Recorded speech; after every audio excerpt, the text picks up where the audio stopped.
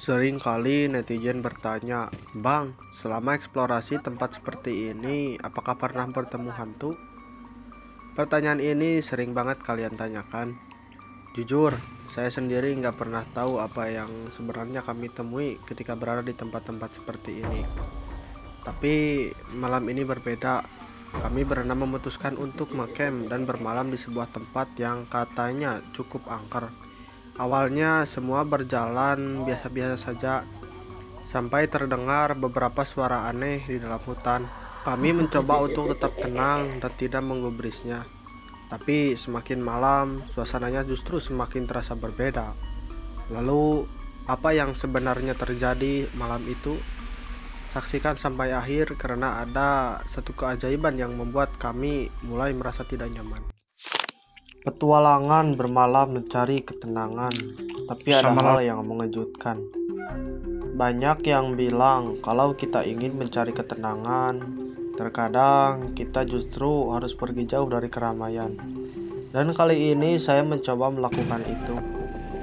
Saya datang ke sebuah tempat wisata yang suasananya cukup tenang, jauh dari hiruk-pikuk kendaraan, jauh dari keramaian kota.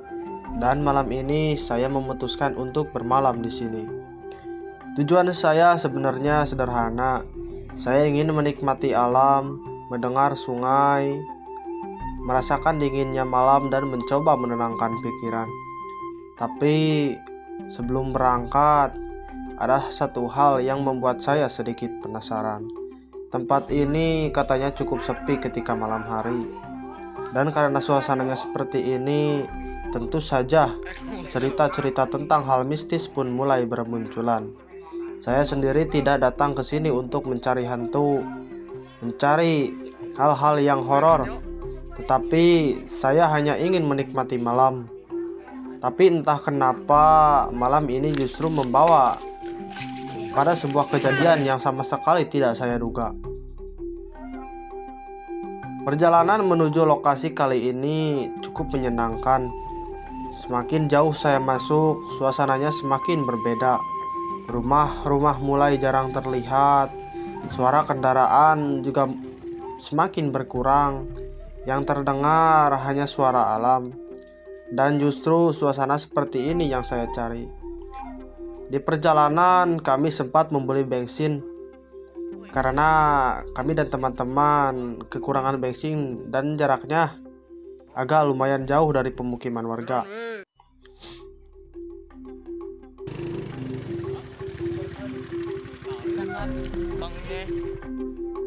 Terkadang kita selalu sibuk dengan kehidupan sehari-hari. Bangun bekerja, sekolah, bermain, kemudian tidur. Begitu saja setiap hari. Jadi sama sekali saya ingin berhenti sejenak, menjauh dari semuanya. Dan malam ini saya mencoba merasakan bagaimana rasanya bermalam di tempat dan di alam tanpa banyak gangguan. Setelah menempuh perjalanan yang agak cukup lama, rumah-rumah pun mulai agak tidak terlihat. Semak-semak belukar semakin rimbun. Dan sedikit lagi kami akan menuju ke lokasi. Alhamdulillah akhirnya saya sampai di lokasi. Dan ternyata tempatnya memang cukup tenang. Di siang hari mungkin tempat ini terlihat biasa saja. Masih ada suara orang, masih ada aktivitas wisatawan. Tapi saya membayangkan bagaimana keadaan tempat ini ketika malam benar-benar tiba. Setelah saya sampai di lokasi, kemungkinan saya mengecek kembali barang-barang yang saya bawa tadi. Yang saya takutkan adalah barang-barang yang sudah disiapkan itu tertinggal dan tidak bisa dibawa karena kelupaan. Setelah perjalanan yang cukup panjang, akhirnya kami sampai di area awal menuju lokasi. Tapi ternyata perjalanan kami belum selesai. Untuk menuju tempat yang kami jadikan lokasi bermalam, masih harus berjalan kaki. Akses menuju tempat ini memang cukup terbatas. Bahkan kami harus melewati sebuah jembatan ayun untuk melanjutkan perjalanan. Jujur, melewati jembatan seperti ini memberikan pengalaman tersendiri. Di satu lokasi, di satu sisi cukup menyenangkan karena suasana masih hangat dan alami. Tetapi di sisi lain, saya juga cukup prihatin melihat akses menuju kawasan wisata seperti ini. Karena kalau tempat sebagus ini mendapatkan akses yang baik, tentunya akan lebih mudah bagi masyarakat untuk datang dan menikmati keindahan alamnya. Bukan berarti alam harus diubah menjadi tempat yang penuh bangunan, tetapi setidaknya akses dasar dan fasilitas keselamatan bisa lebih diperhatikan. Karena wisata bukan hanya tentang pemandangan yang indah. Akses menuju lokasi, keamanan pengunjung, dan kenyamanan juga menjadi bagian penting yang seharusnya diperhatikan. Saya mulai mencari tempat yang cocok untuk mendirikan tenda.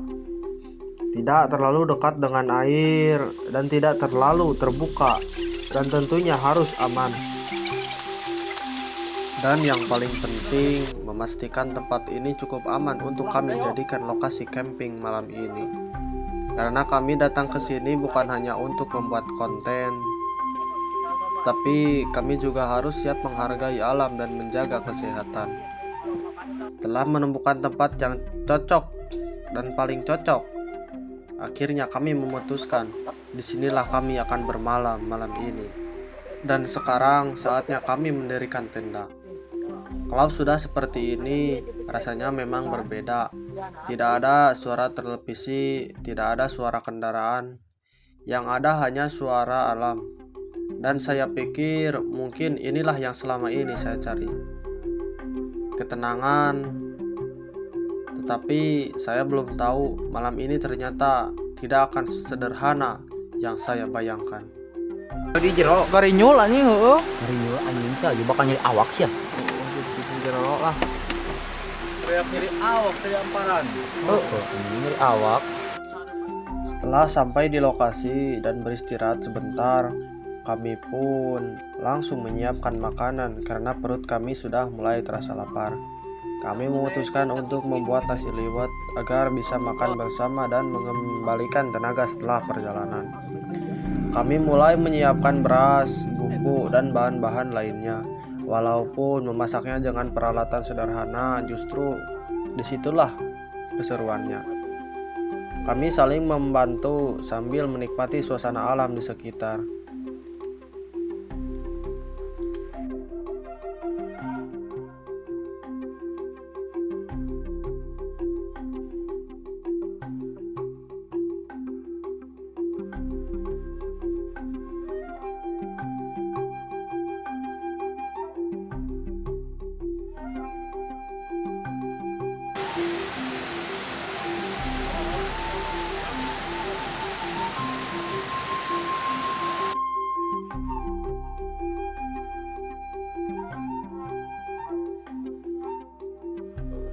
Setelah peralatan dan perlengkapan kami siapkan, kami pun langsung melanjutkan petualangan dengan mencari ikan dan mencoba menombak ikan. Kami juga mencoba menyelam di malam hari dan menjala menggunakan peralatan yang sudah kami siapkan. Namun ternyata semuanya tidak berjalan sesuai rencana. Peralatan selam yang saya rakit tadi siang mengalami kendala karena ada bagian yang belum sesuai dengan kebutuhan, sehingga kami harus lebih berhati-hati dan tidak bisa menggunakannya seperti yang direncanakan. Akhirnya kami pun melanjutkan mencari ikan dengan cara yang lebih sederhana. Akan tetapi setelah cukup lama mencari, ternyata ikan yang kami dapatkan tidak terlalu banyak karena ada kabar tadi siang ikan ini diracuni dengan cara menua atau menggunakan akar tuba. Karena hari semakin malam dan tenaga mulai terkuras, kami memutuskan untuk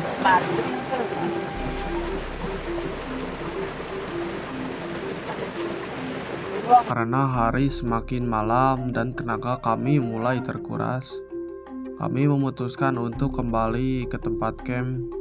Perjalanan pulang terasa cukup melelahkan. Akan tetapi kami tetap merasa lega karena bisa kembali dengan selamat. Sampainya di sana, kami langsung menyiapkan api dan memasak umbi-umbian, hasil dari radang kakek yang kami dapatkan tadi siang. Kami membersihkan dan memotong umbi-umbian tersebut, lalu memasaknya hingga matang. Sambil menunggu, kami berbincang dan menceritakan kembali kejadian yang kami alami selama mencari ikan.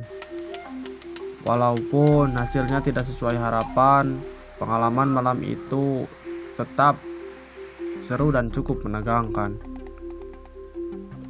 Tidak hanya itu, kami juga membuat pisang keju sebagai cemilan. Saat pisang mulai dimasak dan keju mulai ditambahkan, aromanya langsung memenuhi sekitar tempat kami beristirahat. Wanginya benar-benar membuat kami tergiur dan semakin tidak sabar untuk menyantapnya. Kami pun menunggu pisang tersebut hingga matang dan bagian luarnya sedikit kecoklatan, agak-agak kekuningan sedikit. Sementara kejunya mulai meleleh dan menyatu dengan pisang. Setelah selesai merebus umbi yang tadi saya dapatkan, setelah masang, setelah empuk, lalu kami menggorengnya menggunakan panci kastrol. Dan setelah itu terlihat berubusan minyak yang sudah matang dan umbian yang sangat mantap.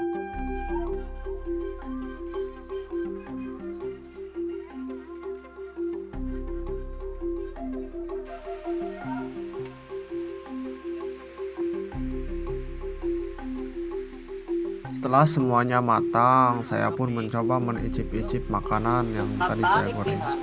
Dan ternyata mantapnya. Ayah,